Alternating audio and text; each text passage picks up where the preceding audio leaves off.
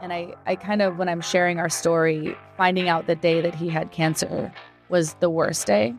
The day we had to tell the kids was the second, because I could handle my life being different, but I hated that theirs was going to change. Welcome back, viewers, watchers, listeners. I'm your host, Tyler Owen. Man, we got some things going on this week. Thankful that nothing happened over the weekend with the No Kings protest that happened across really America. No significant injuries to law enforcement. We did have some issues here in Austin, and I believe in Dallas, but for the most part, we braced for impact, and everything came out on top. I've got some guests on today. You know, me running the social media pages, I do come across some pretty magnificent and significant stories that just are heartfelt, or they're stories that need to be promoted to benefit the pro-law enforcement stigma and to counteract all the stuff that goes on against law enforcement. And one of the stories was a Pleasanton Police Department, four Pleasanton police officers traveled from California, and an officer that was their friend and colleague and quite honestly a brother, his daughter was graduating high school. And so it sparked up a friendship between me and this family, and I invited them to come on the Blue Grit and tell their remarkable stories. So Jenn Henricksen, sorry, I messed up the D. It's okay. And Zoey. Yes. Y'all welcome to Blue Grit, man. Thank you so much for having us. How was the trip down? It was good. It was quick. No issues on 35? No. 35 is always notorious, known for roadway construction and everything else. So it is. The only traffic we hit was leaving Dallas. After that, we were smooth. Shocker. Sailing. Yeah, I know. Yeah. I know. Well, their stories, again, it's pretty impactful. And I'll be honest, when I was writing the post up and typing it got in my feels a little bit and kind of shed a tear. So it's let's start off with talk about your husband, how y'all met, and then we'll flow into how y'all had kids, and then flow into what happened here recently. Okay. All right. So Kyle and I met when I was 18, he was 19. He actually was working at Home Depot with my best friend. And on the day of their orientation, she came to my house and she was like, "Hey, there's this really cute guy. I think he went to your high school. Let's pull him up in your yearbook." And so we did. And I was like, "Oh yeah, he looks familiar." A couple months later, she invited him over to her house. We hung out that night, and kind of, I guess the rest is history. We dated for about a year. I was supposed to move. My family moved to Texas back in 2003, and I was supposed to move with them. And the month before I was supposed to move, he proposed. And so I stayed. That right, he was like, "You're not going anywhere." So I stayed. About a year after that, we were married. We were very young. I got married. I was 20. He was 21.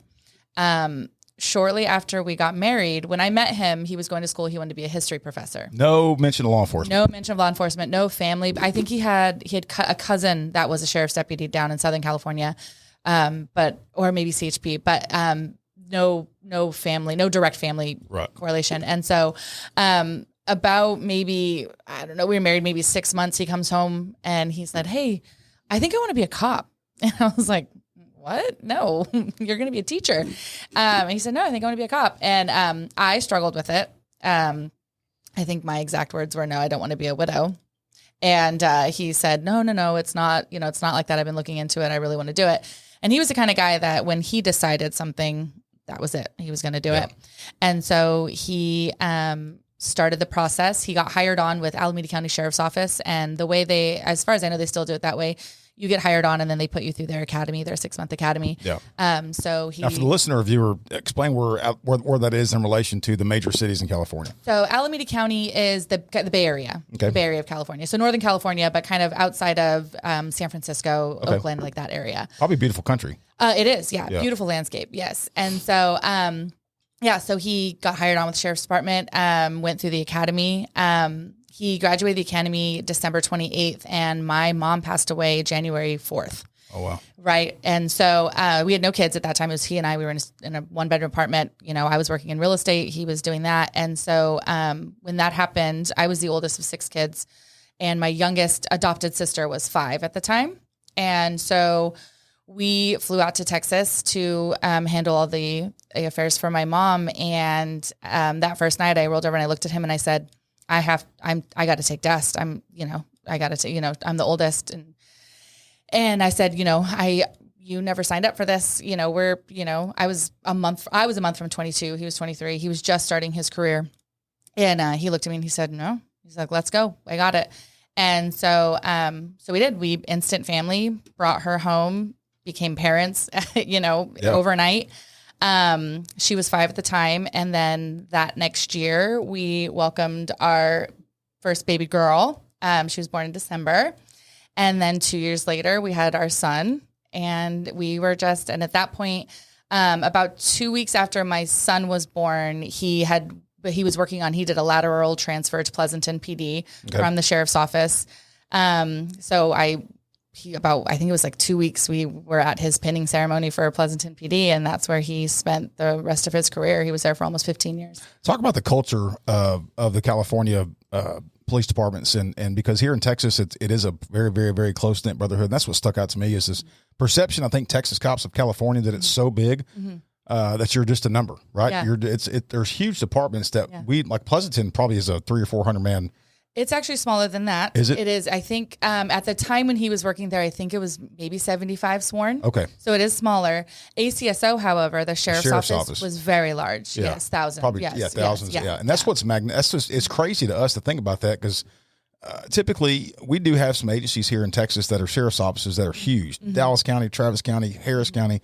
But for the most part, your sheriff's office here in Texas, it's very, very small rural areas.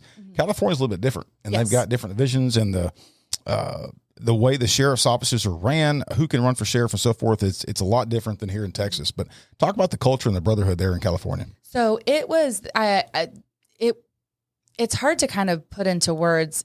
Even with ACSO, because his guys at ACSO, after everything that happened, one of his guys that he worked with moved us to Texas, drove my U-Haul for me. So that was, even though it was a extremely large department, he's still in the divisions that he worked in, it was still a very, very close-knit community. Yeah.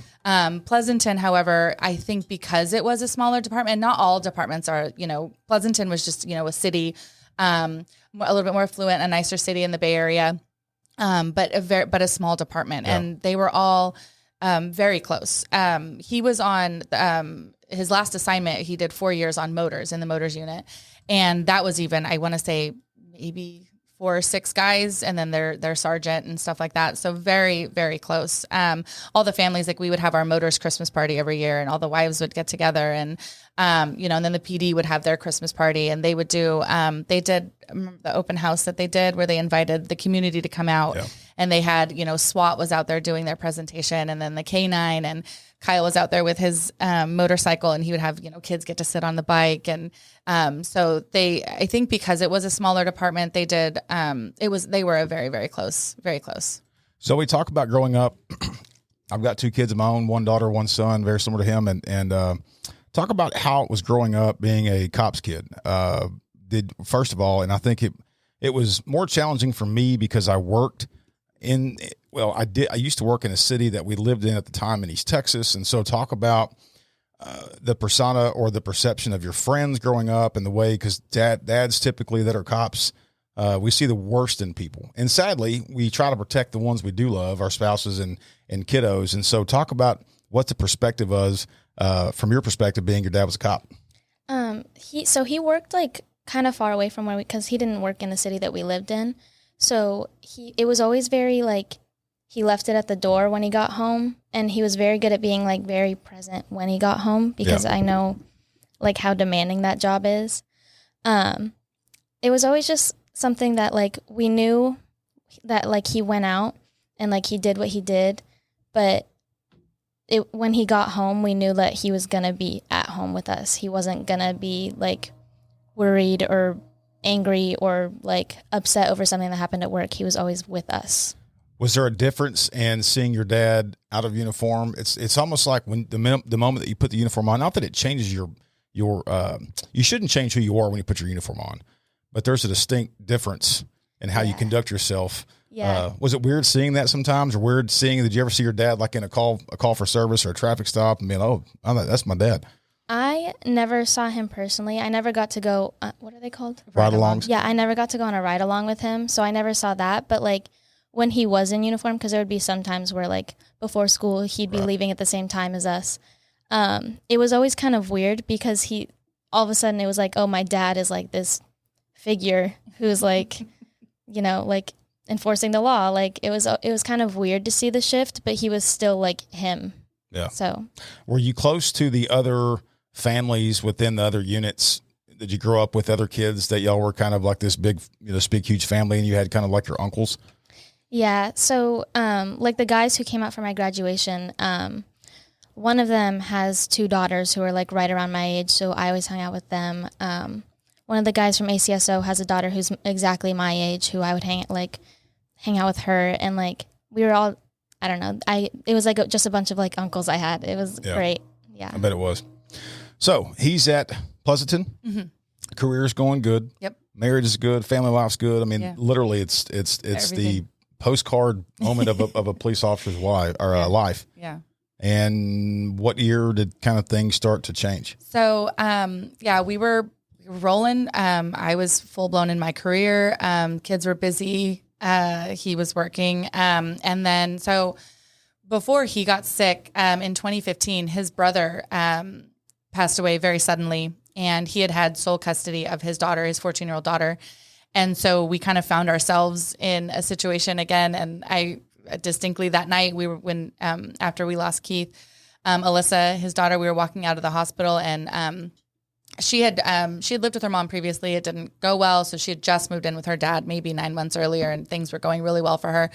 And I remember her looking at me and she said, "Do I have to go back to my mom's now?" And I said, "Not tonight. We're not, we're going to come, you're going to come home with us tonight." And so we went home, and it was like deja vu. I looked at him and I said, and he said, "I know." And I said, "Okay." And so then we, with the help of his parents and his sister, we took guardianship of Alyssa. So then we went from our family of 3 kids to a family of 4. And, we're kind of going through that transition. And then in 2018, he was not the type of guy to go to the doctor. He never goes to the doctor. I think he went to the doctor one time. It was in 2016, and we joked about it because I would joke that he would get sick, and I'm like, "Oh, you have the man flu, like you're kind of being a baby or whatever." And he was sick, and he's like, "I think there's something." And he went to the doctor, and he had pneumonia, and I was like, "Okay, I feel really bad. Like you are actually sick." And so, but that was the kind, like he didn't go unless he needed to, and so. The year of 2018, he had gone to the doctor a couple of times because he was having this like weird stomach ache, and he would describe it as like if you had a rock in your shoe. Like it's annoying, you can feel it, but you can't. It's not going to stop you from doing everyday things. Right. But he kept going, and he went to the doctor several times. They're like, "Nope, nothing wrong. It's reflux. It's this. It's that. It's there's nothing wrong." And so one night he came home from work, and I distinctly remember my kids had friends over. I had made a big thing of lasagna. We all were eating. He came home, ate a big dish of lasagna, and then went upstairs, and we were all hanging out kind of downstairs, and he texted me, he said, "My stomach is really hurting. I think I should go to the ER." And I'm like, okay, like this is serious. Yeah. Instinct, I was like, it's maybe his gallbladder. Like he just ate, like it's probably his gallbladder. And so we went to the ER, not thinking. It was a busy night in the ER. We were kind of in the hallway. They did an ultrasound, and they're like, "No, we don't see anything. All gallbladder looks fine. We don't see anything." And so they asked him, "Do you want us to do a CT?" And typically I'm like the worrier, but we'd been there for hours. I'm like, "No, if they don't see anything on the ultrasound, like it's probably nothing. Let's just go." And he's like, "No, this has been bothering me for a while. I want to figure it out. Let's go ahead and go for it." So they do CT, and they come back, and a doctor comes back, and we're still sitting in the hallway. And Kyle was the kind of guy, he would make friends with anyone and everyone wherever we went. He was just a good bullshitter. And so he'd made friends with the nurses. Like they'd come and, "How you doing?" And that, because we were there for a long time. The doctor comes out to the hallway, and she sits down and she says, "Okay, we found what is causing your pain. You have fluid in your abdomen." And he looks at me and he's like, "Fluid in the abdomen, at least it's not cancer." Verbatim. That's exactly what he said. And I chuckle because that's his personality. And I look at the doctor and I'm like, "Okay, well, what's the fluid in the abdomen from?" And she says, "We found a tumor on your pancreas." And that was the moment the world stopped turning. I looked at her and I said, "A tumor?" I said, "Cancer?" And she said, "Most likely. We can't say for sure without a biopsy." And I said, "Pancreatic cancer." I said, "That's like the deadliest cancer." And she looks at me and she says, "Not the deadliest. Brain cancer is the deadliest, but this was a close second." Exact, like verbatim. And I said, "Okay." And so I lost it. I just, and he was just kind of like, he was 35 years old. And so we sat down and, they said, you need to go get a biopsy right away. We had at that time, actually, because we were living in California, we had planned a vacation with a big group of friends to come to Texas. We were doing, San Antonio, Austin, like all the, quintessential Texas cities. And so we went home and he's like, maybe we should cancel the trip and, get this figured out. I said, okay. And so I, told one of my good friends that we were going on the trip with. She was the only person I told what was going on. And I said, we had to cancel. And she said, totally understand. The day of his biopsy, he was telling his doctor that was doing the biopsy, he was supposed to go do this. And the doctor looked at him and he said, take the trip. He said, you're going to be sore after the biopsy, but take the trip. And so they did the biopsy. While he was in there, I called the airline. I said, hey, we just canceled this like a week ago. Is there any way we could get back on the flight? Miraculously, I have no idea how. They said, yeah. So they put us back on the flight. We went on the vacation. We hung out for a week with our friends. About 7 days in, we got the call from his primary care, and he confirmed that he had pancreatic cancer, stage 4. It had metastasized to his liver and his omentum, which is like your stomach lining. So when we got that news, I then had to tell everyone that was on the trip because I lost it. Called the airline again. I will never forget the woman on Southwest because she was phenomenal. She got us on the next flight out. He just wanted to get home. He wanted to be with the kids. And I kind of, when I'm sharing our story, finding out the day that he had cancer was the worst day. The day we had to tell the kids was the second, because I could handle my life being different, but I hated that theirs was going to change. And so we told the kids. And then we just kind of slowly started letting everyone else know. The fight really began with our insurance. I wanted him, I've been told that I can be a little tenacious, and I wanted him to be at like the top cancer center in the country. I mean, I was calling the Mayo Clinic. I was calling all of these, and everywhere that I called said, with that type of cancer and the treatment that it would require, it's better for him to be as close to family as possible. So not to move anywhere or anything like that. And one of my friends, her husband is actually an ACSO deputy. I was telling her what was going on, and she had a nurse oncologist friend that worked for Stanford, and said, hey, call this doctor. It was Dr. Fisher that works for Stanford Oncology. He's one of the top GI oncologists in the country. Get in with him. And so I called. I was able to get in as a cash paying patient just to be seen. He confirmed, and then he let us know that he was running a trial. It was very promising, immunotherapy, that sort of thing. So the reason we kind of went super public with our story was to help get the push to get off of our insurance and into a better, cancer treatment center. Yeah. And at the 11th hour, in the state of California, cancer is considered a presumptive injury for police and fire. So at the last possible moment, workers' comp kicked in, and they said, okay, you can go. And they covered everything. Yeah, they started. That's pretty significant, because it's not like that here in Texas. Yeah. Yeah, they covered all the treatments. We were off work for a year. And so, because during the time when we were trying, we had his department did fundraisers, all these things. And so, which ultimately ended up being such a blessing, because it covered the fact that we weren't working for a year, and, but yeah, they ended up covering the treatments, and he was being treated at Stanford. And so he never had to technically go back to work on light duty, nothing like that. It was just focused on your health. So he went out on, in California it's called 4850. I don't know if that's what it's. I think it's FMLA here. Okay, so so he went out on, it's just on injury basically. His department was, absolutely incredible. When we went in to tell them what happened, I remember going in and telling one of the captains, and we sat down with him, and he was like, get better. Like, just, whatever you need from us, keep us posted, whatever you need. I can't.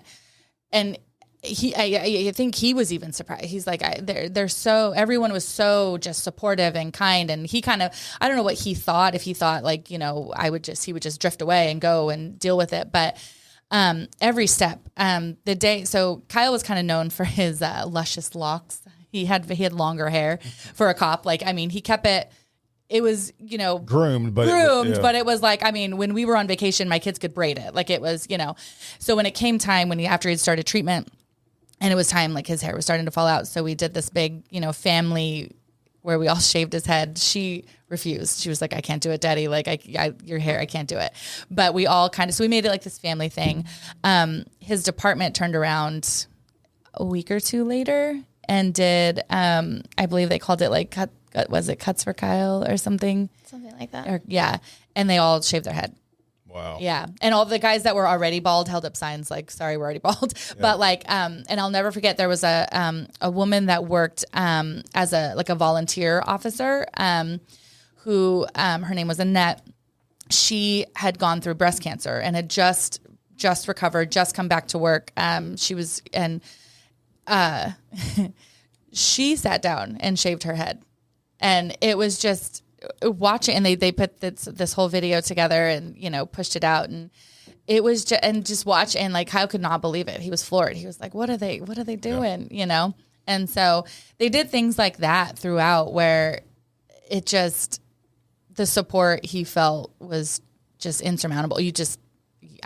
I'm still in awe of it. Well, and so, some of our viewership and the listeners out there, they are administrators, right, mm-hmm. at some police departments. And to hear you say, to have the full support mm-hmm. of the administration down to the line level employees, mm-hmm. That's significant. Yeah. And that's something that doesn't, it may cost them as far as the financial benefit of it because of the health benefits, but here in Texas, there's not a preemptive, type situation. So, just be nice, right? Right. Do the right thing when the right thing's presented. Right. And so that's one thing I want the listener to listen to. If you're in any administrator position, mm-hmm.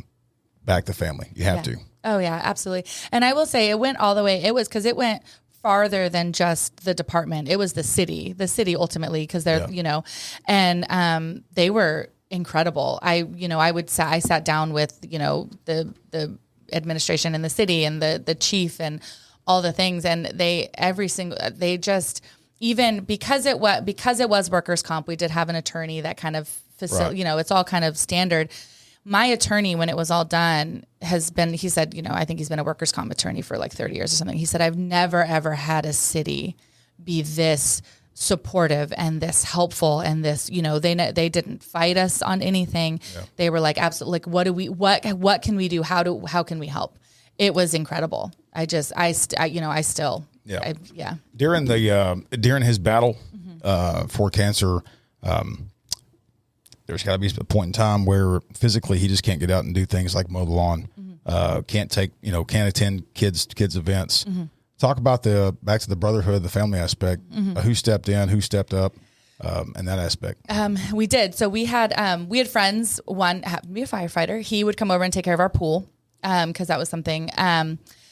With Kyle's treatment being in, so we lived in the Central Valley, and his treatment was in the Bay Area. So we would be driving at least 2 hours every day. He would go for his infusion, but that would last hours. He would ultimately get sick. It was awful. And then we drive hours home. He and I had decided that when he was first diagnosed, we would do everything in our power to keep the kids' lives as normal as possible. We didn't want to pull them out of their sports.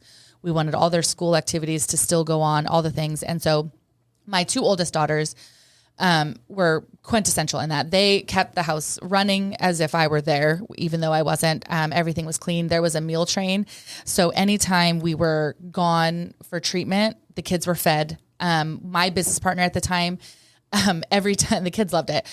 All on treatment days, Sam would bring over fresh baked cookies, and they were like, "Here's your fresh baked cookies. These will make awesome. You, and just things like that." But the PD, so if we were gone, like I remember one time, both my kids were getting awards at the school, and I sent one text message to my best friend, and I said, "Hey, I can't." And I was the mom. I worked in real estate, but I did that for the flexibility because I was at everything. Yeah. I was at everything, and so I was like, "I can't," and it killed me. And then Kyle would tell me, "Just go home. I can stay here by myself. You go home, go be with the kids." But I could, I was like, I wish I could be in two places because I couldn't. I could not imagine leaving him. But I hated that I was missing everything with the kids. And so I texted my best friend and I said, "Hey, the kids are getting an award in assembly this afternoon." Or it was like a day or two in advance. I said, "I'm going to be in Stanford. can we get some friends there? That text message turned it, because Nick showed up, which is one of the guys that came out here for the graduation. He showed up. I mean, I think there were like 20 people there for like a huge group of people. And it was, and they were FaceTiming me when the awards were announced. And like, and it was, I mean, they were middle school or I was in 6th grade. Yeah. So they weren't like these, it wasn't a major milestone or anything, but it was just something that I would have been at. She felt the support. Yeah. She felt the support, and that's the difference. Yeah. Yeah. Because I was nervous going into it, because I knew that they'd be gone that day, and I was like, okay, this is like the first time like neither of my parents are going to be there. But then I looked out in the crowd, and there was this whole huge group of people there for me. That's awesome. It was great. Yeah. I think was Matt there. I'm trying to think of what PD guys showed up, because it was hard, because some of them lived in the Bay Area. A couple of them lived near us, and those are the ones that we kind of saw more just because, geographically they were closer. Yeah. But yeah, it was pretty incredible. Like things like that, where it would take one call. And one of the things when Kyle got sick, we kind of started this. We used to joke, because our kids were busy. We both worked full time.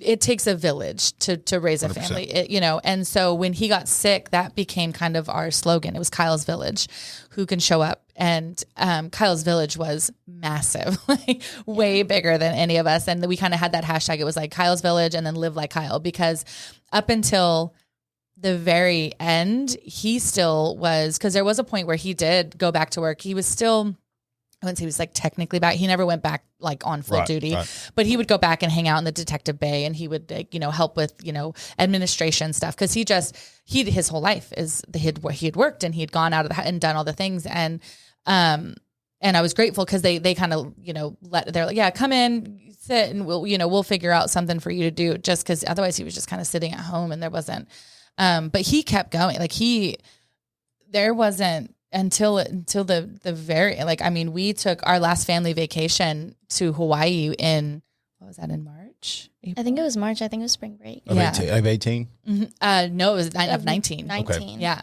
Yeah. And so, we were in Hawaii, and we were, snorkeling, and, he really, until he couldn't physically do anything, he was doing everything. We had a trailer, we were camping. We still went camping. That was one of our favorite things to do as a family. Cause he passed in October of 2019. And so like literally up until the end, he was still doing everything. Live life to your fullest. Yeah. Literally. Mm-hmm. So his battle was for 2 years? One year. It was 1 almost year. Exactly a year. 1 year. And he got diagnosed in October of 2018, and he passed in October of 2019. Leading up to his passing, and then days or weeks after, was there discussion or promises made to you by his close friends? And this is a pretty powerful statement, but it's also, it may hit home with you, is that your dad is not going to be there to walk you down the aisle. And I started processing this whenever I found this out, the story, and for those guys to come back and do what they did. Were there any promises made to you by his best friends? They always told us that they'd be there for the big things. So like when he passed away, they were like, we'll be there for your high school graduation. Like we'll be there. And like, we'll be there for these big events of your life. And like, so far they have, like, they've been there for everything. And like any big thing they were there for. And like, even moving out here, they're still like supporting and like coming out and like showing up, which is great. Well, even when we decided to move, because he passed in October of 2019. In January of 2020, I came out here. One of my best friends had moved out here, and I came out to visit. And I remember going to Target, and I walked in, and I was like, nobody knows me here. Nobody knows. No one's looking at me. No one's, like, are you okay? Like, And I was like, because it was a very publicized death. Very, very, yes. We were very active in our community. Mm-hmm. I coached at our all-star cheer gym. Kyle helped coach baseball. So we were very active in the baseball community. We were very active in cheer. So we at one point were on the front page of our newspaper. Like it was very public, but my sisters did high school sports at the time. Like for everything. We were like at the elementary school and the high school, they were both very involved. And then you're at the junior high, so it's just kind of a compound. Everywhere we went. And when he was going through it, it was amazing. I loved it because we had support from friends and family, but also just strangers. Like we would go to Target, and this woman stopped me once, and she's like, "I just want you to know that we're praying for you." You know, I didn't even know her.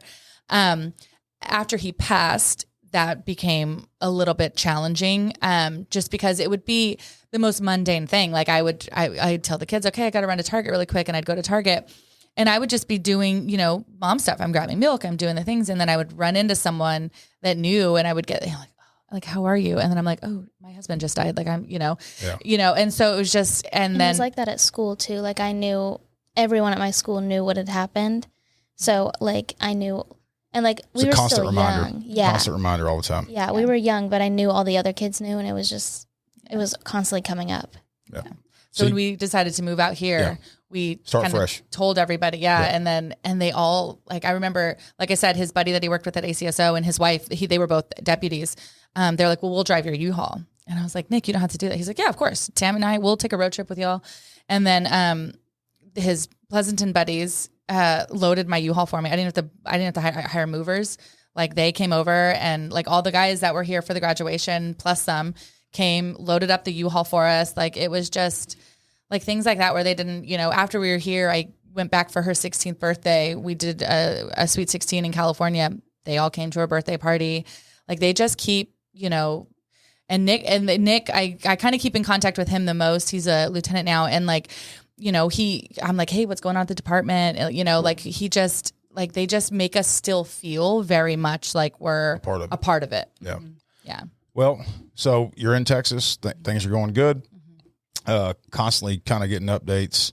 Were you told by them that they were going to be there, or did they just kind of show up? So we knew. So they had always said, and it was one of those things like, and I don't know why, because they made promises, and they told me, and I know, and I now know too that they had conversations with Kyle.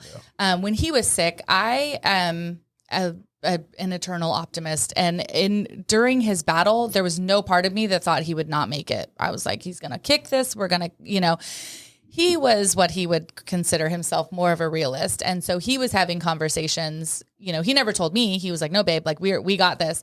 But he was having conversations with people, and he, you know, with his guys, and they had made him promises like, we'll be there. We will make sure that everything is taken care of. And so when each time one of those promises is fulfilled, I'm like, dang, they really like, you know, it's one thing to, you know, because I feel like when someone's sick, it's easy to say all that, you know, well, you're going to, you know, but they genuinely have, like, they've never wavered. Yeah. So I did when it was coming time to for her graduation, I talked to Nick, and I was like, you know, hey, you know, or I think he brought it. He was like, hey, like, you know, when's the graduation? And I was like, are you guys really going to come out here? And he's like, absolutely. 100%. Like we're, you know, and I was like, okay. And so I remember when they first, because people know a Texas high school graduation, tickets are hard to come by. And so I was requesting extra tickets for the guys. And so I reached out to her principal and kind of told him the story. And he said, you know, unfortunately, I have no control over tickets. I will do whatever I can. And so that was when I reached out to which I now know is the assistant chief of Flower Mound PD where we live. And I said, hey, do you have any insight? Who could I talk to about getting them tickets to the graduation? And he said, reach out to the SRO sergeant. He would probably, the school resource officer sergeant, he would probably be the best one to kind of help navigate that. Let me know how that goes. And if not, I'll help you. We'll go in a different direction. Yeah. And so that's what I did. I reached out and kind of told him our story. And then it actually so happened, one of the girls because I still coach cheer out here, her dad was his partner. Oh, wow. So he was on the email thread too. So that I'm talking to his mom, like kind of, and she was like, yeah, they're going to do all that they can. But they ended up reaching out to the school district, and the district stepped up and they gave the guys, they said, you know, how many tickets do you need? And at that point, there were 4 of them that were coming. Got them 4 VIP tickets. Because they came in full uniform as if they were on duty. Yeah. And so got them, you know, they escorted them into the graduation. When Zoe got there, they told her, cause how many kids were in your graduating class? 751. Yeah. There's a lot of kids. Yeah. And so they told her, they're like, when you get into the tunnel, you need to find someone that works here and tell them that you're Zoey Henricksen. And she was like, okay. Right. Yeah. Yeah. And so, and you can, I like found them when I walked in, and they're like, okay, like we're going to go to the field now. And I was like, it's going to look like I'm getting arrested. These 4 guys in full uniform are pulling me like out of the hallways to the field. But we like went out and we had to take pictures in the middle of the field and then up by like the stage. So I got in like an individual picture with them. Like before I graduated. It was really nice. That's awesome. Yeah. They didn't escort you across whenever you were getting your diploma. They just did photos before and after. Yes. Yeah. And then they were sitting right by the edge of the stage. So like as I walked off, I saw them and they were all cheering. And I heard my name called and I look and they were all recording me. And I was, That's so I was cool. like, I told them, I said, and then whoever the professional photographer was at the graduation that the school had hired, must have like been on that side because they got several photos of the guys and they literally all look like the proudest dads. They're like, and then one of them was recording it and you can hear them all saying, Zoe, we love you, Zoe. That's and like, awesome. it was just like, yeah, like I can't just, and we were sitting like on the other side of the field. And so I'm texting with them. I'm like, she's going to walk off on your side. And they're like, we're ready. And, it was absolutely, truly incredible. The thing that's crazy about it to me is that, several years had passed since It'll be 6 in October. 6 years. And so, they valued that friendship and that brotherhood, and they valued you, to show up for these milestone events. And, I'm looking forward to whatever life brings you. You're going to be attending a college up in Vermont now, moving forward. So if you ever need anything from us at Tmpa standpoint, we've got connections up in, that northeastern side of the United States. And so, we're here for you. But man, what an incredible. We talk about the Blue Line. We talk about the family aspect of law enforcement, and sadly, sometimes a little bit of that's diminished over the years. I think that his age group and a little bit older still values that a lot. This younger generation is getting better, but it's not as strong as when I started. Yeah. And so to see his colleagues come through on something they promised is absolutely incredible. It was wild. And Pleasanton PD showed up, like I said, in ways that we never, could have imagined. However, surrounding agencies, during his battle while he was sick, every couple of weeks we'd have a knock on the door and it would be someone, we had this one motors officer come from, I'm drawing a blank. I think it was like Castro Valley or something, but like a Bay Area, but like farther Bay Area, rode out to our house and was just like, hey, I just wanted to let you know that we've got your back. The city that we lived in, they sent officers over to the house, like whatever you need. And I felt this, everyone talked about the Blue Line and you'd feel it, like we'd go to all the, but I think like being in that situation and really seeing them show up, before, I think it was like the day before he passed, I want to say they had planned a motors parade and they had several agencies that he had worked with because the Bay Area is like, there's a lot of different agencies.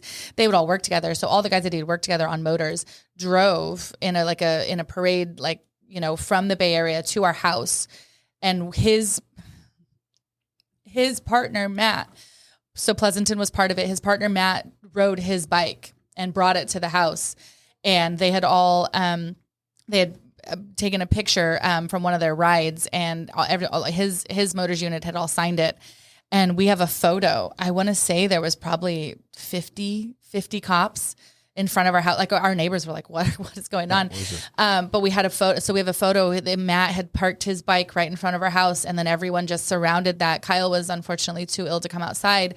So we were FaceTiming him, but all of us were outside and we, got to meet everybody. And it was just things like that where it was just a sign, a show of support. The day of his funeral we drove from our city to where his funeral was, which is in the Bay Area, closer to where he worked. The streets were lined with our baseball friends, our cheer friends, our family, but also police and fire, and every overpass from our city to Dublin, where his funeral was, every overpass had police and fire just saluting us as it was truly. And then after that, the first anniversary of his passing, we were here in Texas and I was dreading it. You don't know. Yeah. It's the first, we don't know how everyone's going to be. The dispatchers that he worked with, who were all incredible. I just love them, still talk to them all the time. They sent us a huge charcuterie board, and they were like, snack on this all day. They had set up for someone to come out, and they put Kyle's Village yard signs in our yard. And then the PD guys had made arrangements for, Kyle was a huge Star Wars fan, like borderline nerd. But Not borderline. He was a nerd. Yeah. And so they had made arrangements for they had rented out one theater at a local cinema for just us. And then they said, take 20 people. They did a showing of, was it Return of the Jedi? Or, no, it was. Cohen's going to be so upset that we're not remembering this because my son is also a huge Star Wars fan. I don't remember which it was one of the Star Wars movies. And they made arrangements. They're like, you go, everything's taken care of. Here it was like a $500 like AMC gift card. Wow. And they were like, and the kids, because you take your kids to the movies and you're like, you can get one piece of candy. And I was like, get all the candy you want, guys. They thought it was the coolest thing ever. But when we got there, what I didn't know they had done is they prior to when we had first moved out here, ironically, Pleasanton and Flower Mound had to do a joint investigation. They had a crime that had occurred from Pleasanton in Flower Mound, and then Flower Mound PD had to go out to Pleasanton. So they ended up, the two captains, that one that I was really good friends with, and then the new captain and Flower Mound had become friends. And so Larry, the captain from Pleasanton, had told him about us. And so Captain Jennings came over, or he put me in touch with them. So, so anyways, the night of the anniversary, Captain Jennings had brought over a cake, I think, or some pastries, and like a sign that says like, you got this, and and things like that. But when we got to the theater, it was a joint effort between Flower Mound PD and Grapevine PD, but there were cop cars all lined up in front of the theater, all lights on. All the officers were standing outside of their cars. We pull up. They had printed out Kyle's Village, and we had we had turned it into, it was a Star Wars symbol. It was which one is it? I don't know. It's the Imperial. No.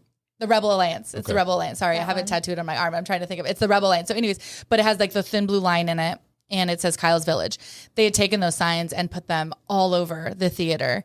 And so when we walked up, there were just the lights, and we got to meet all of these officers. And these were officers that, they were out here. Yeah. They were in Texas. Like they didn't even meet them. No, had no idea. But they were they were there, and they escorted us into the theater. They hung out with us and it was just, it's so amazing because when you're going through what we did, there's like so much support in the moment and like when it's happening, and then it's like slowly fades, and like, everyone's still supporting you, but then it just kind of fades out, but we still have the same support we did back then today with the PD guys. Yeah. The most support you need is not the time or during the time of, which is great that you get it. It is. It's the moments after, and it's the months and years after the fact that you need those moments. So how incredible. Yeah. What would you say to the 25-year-old spouse, 30-year-old spouse that's married to a cop right now? What advice would you give them? It takes a certain, I think, kind of spouse to be able to